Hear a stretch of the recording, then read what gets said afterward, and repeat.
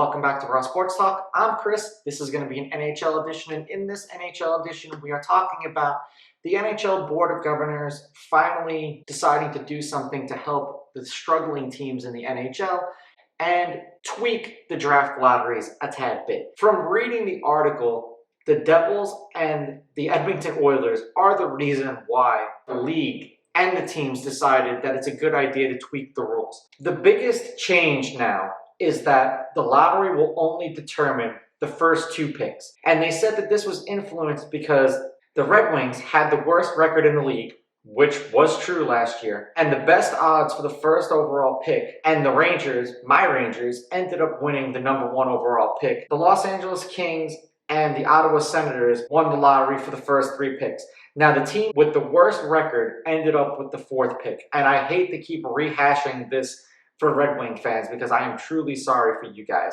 That was the main reason why. I honestly believe that hockey should probably get rid of this rule altogether and then just go with how like the NFL has it and how the MLB has it. I don't really like the lottery. Now they also changed a rule a tad bit as well. No team can be in the lottery more than twice in 5 years. So like when the Edmonton Oilers had that, 11-year run of winning #1 overall picks, stuff like that won't happen anymore. And teams will only be allowed to move up in the lottery more than twice in 5 years. Ultimately, what they're going to do is limit how much teams can move up in 2022. I like the idea of the change because it kind of eliminates teams trying to tank, and it's going to eliminate that bias where teams are just going to consecutively keep winning #1 overall draft picks or top 5 draft picks. Look at the Devils, look at the Oilers. I understand why the conspiracy theorists are out there because when there's next generational talent like this, you could see how quickly a team like the Penguins turned around when they ended up getting Sidney Crosby, then Malkin,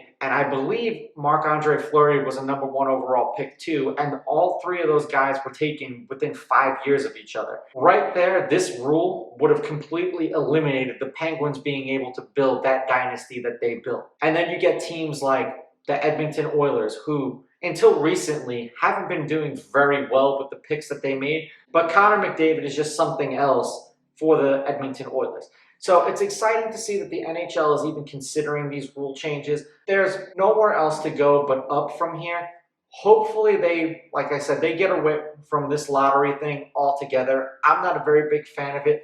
I was kind of hoping they would do a little bit more than what they did with the draft lottery, but baby steps, I suppose. I mean, the NHL is falling behind the MLS when it comes to viewership and attention and marketing and media, which is kind of sad because the game's been around way longer. So hockey has to figure out something to stimulate fan interest because these little baby tweaks do help the losing teams, but they really don't help pique any kind of interest about the draft. Look at what the NFL does every year. There are more people who line up to watch kids in t-shirts and shorts run a 40 than there is to watch an NHL game, let alone the NHL draft. So I think that there has to be some kind of tweaks.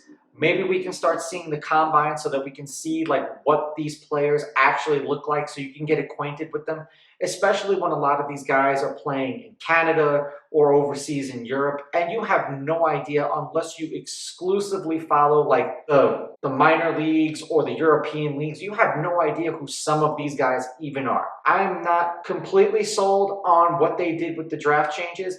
I like that it's a step in the right direction, but I think that the NHL really needs to do something else with this NHL draft because it's lackluster. I think the only draft that's worse than this is the MLB one. Let me know what you guys think of the draft changes in the comments below. Don't forget to like and subscribe to my channel. Follow me on Instagram at Raw Sports Talk. Follow me on Twitter at Raw Sports Talk 1. I'll catch you guys in the next episode. I'm out. Ooh, baby, I like it raw. Yeah, baby, I like it raw.